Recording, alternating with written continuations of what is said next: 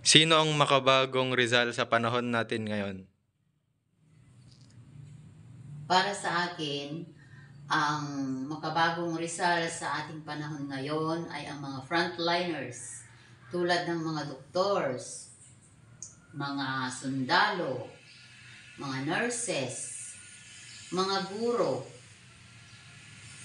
at mga opisyal ng ating pamayanan at ng buong bansa.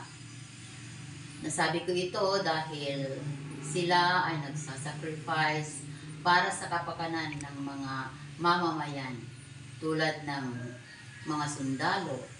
Sinasakripisyo nila ang kanilang buhay dahil gusto nilang ipagtanggol ang karapatan ng bawat Pilipino o ng ating mga mamamayan. Ayaw nilang may mangyaring masama sa atin, kaya ginagawa nila ang kanilang makakaya upang sa ganon ay mapanatili ang kapayapaan sa ating bansa. Ang mga doctors at mga nurses naman, sila yung nagsasalba ng buhay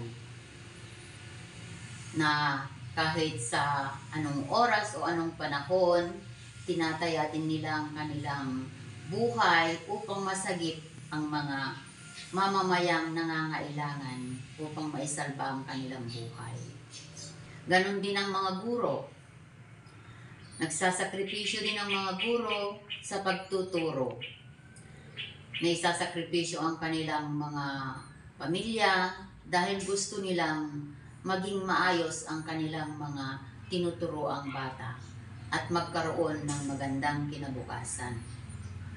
Kaya ginagawa nila ang kanilang makakaya upang sa ganon ay mapanatili ang magandang edukasyon sa ating pamayanan at magiging pag-asa ng bayan ang mga batang kanilang tinuturuan.